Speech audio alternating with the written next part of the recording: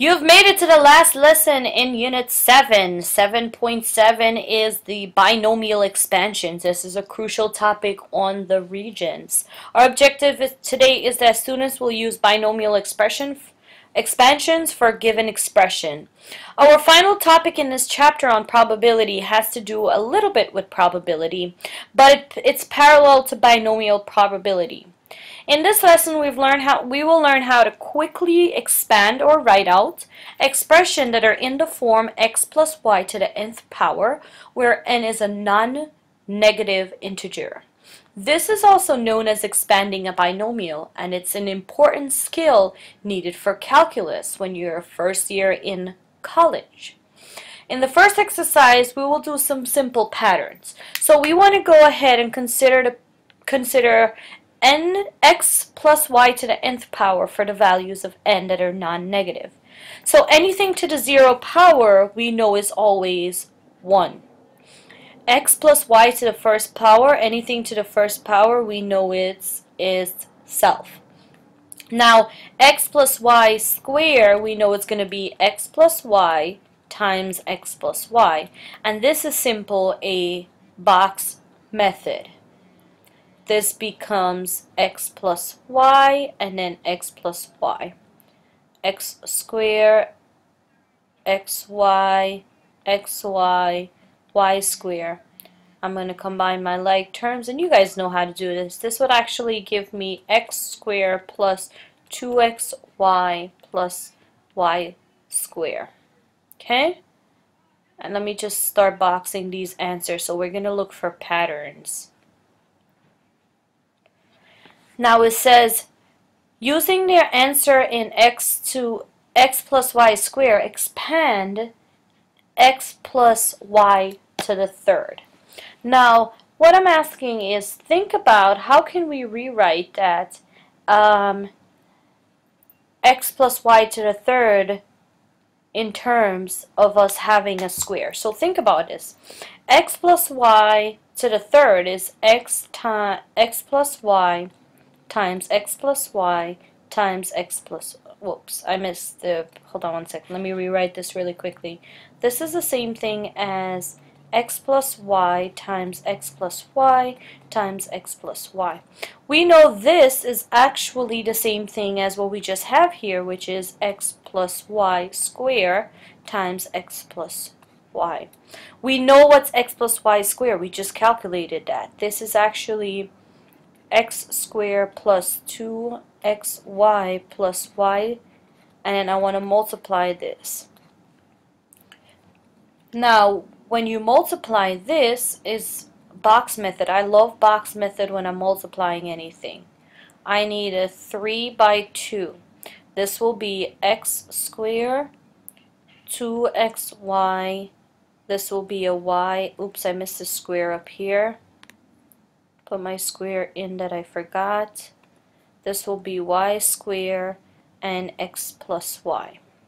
So now this becomes x to the third, 2x squared y, xy squared.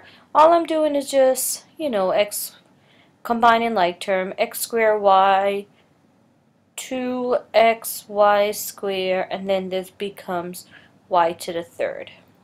Now what I need to do is I'm going to go ahead and combine my like terms, and again my like terms are going to be these ones that have the same variable but the exponents are the same.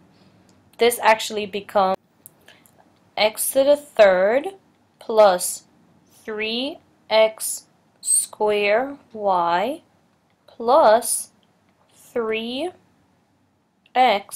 y squared plus y to the third. Okay, I know I'm a little sloppy, but I'm sure you'll get this done way better than me.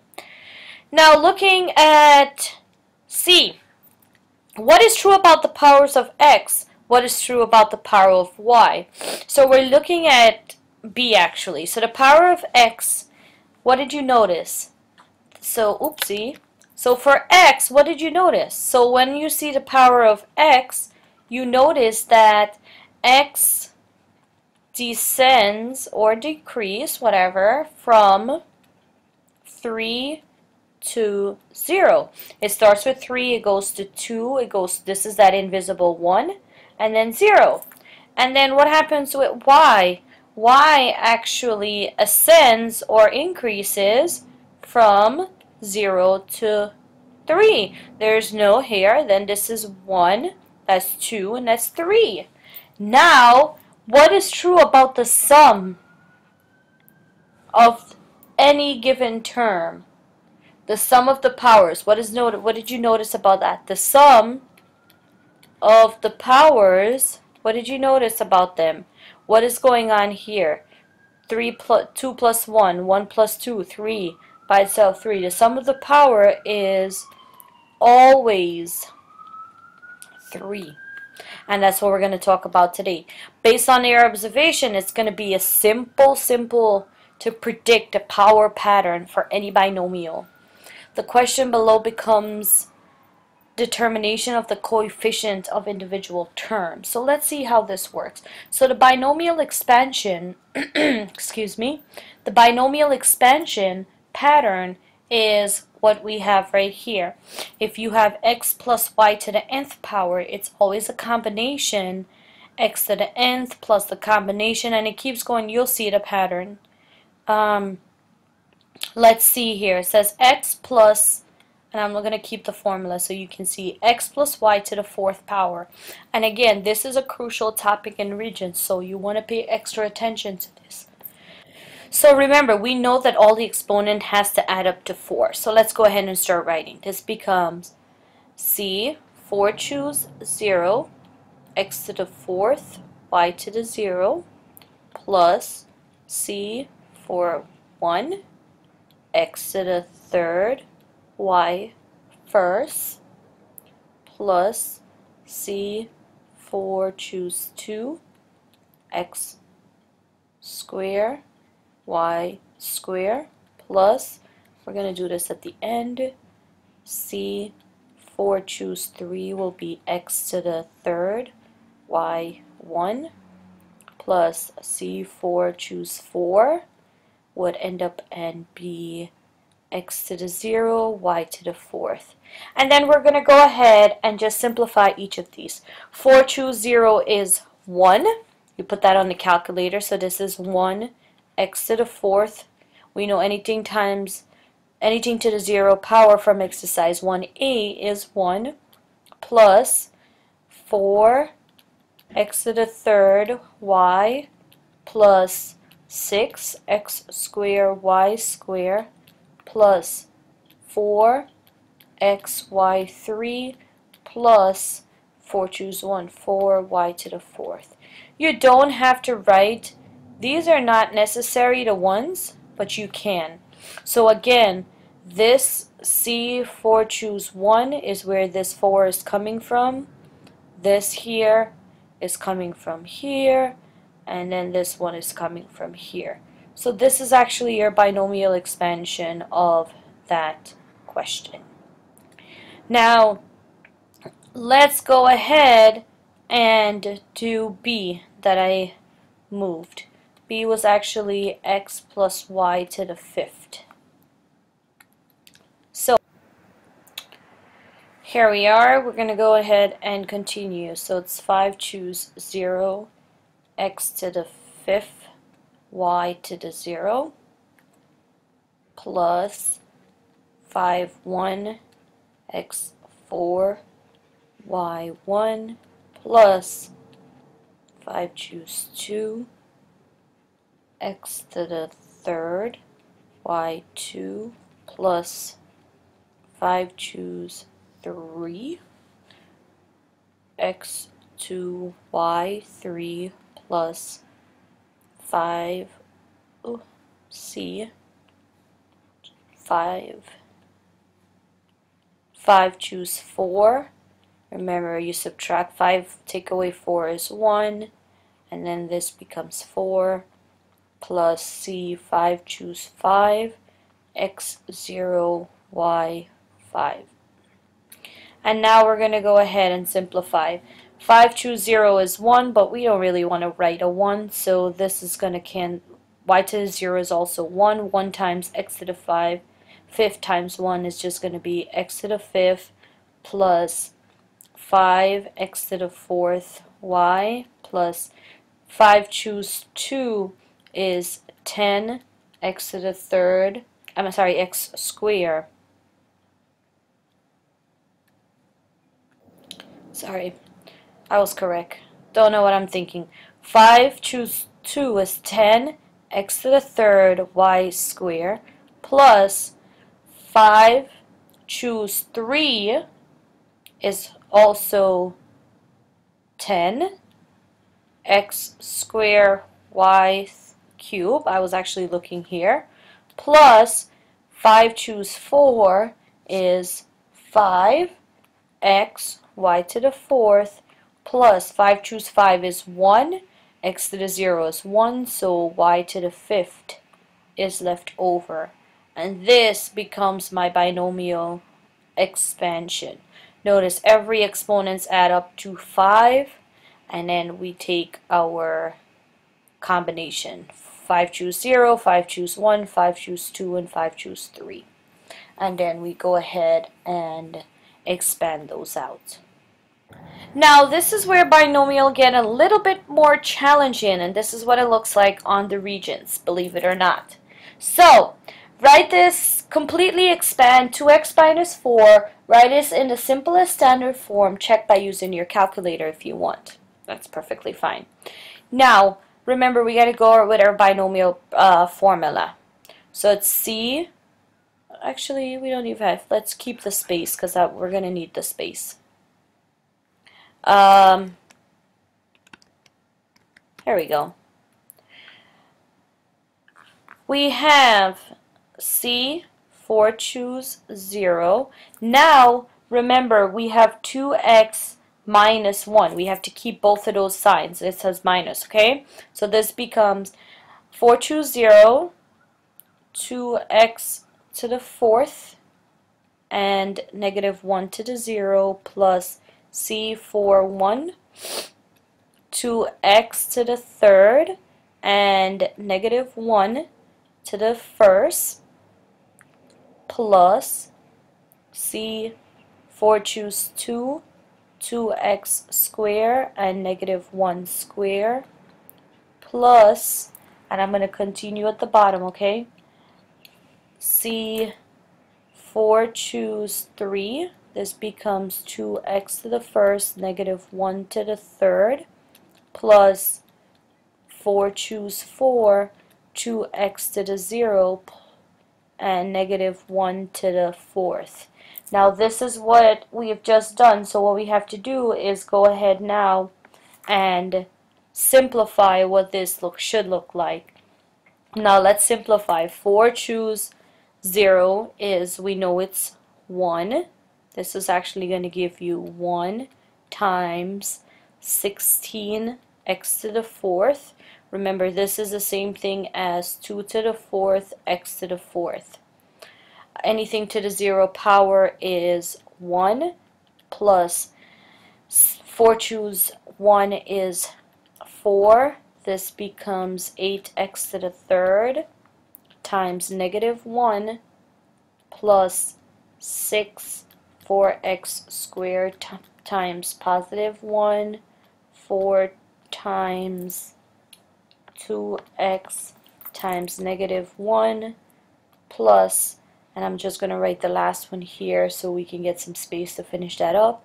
4 choose 4 is 1, anything to the 0 is 1, negative 1 to the fourth power is also 1. And now that I have this, I need to go ahead and I want to simplify this as much as we can because it wants it in the simplest form. Now go ahead and simplify. 1 times 16x to the 4th times 1 is actually 16x to the 4th.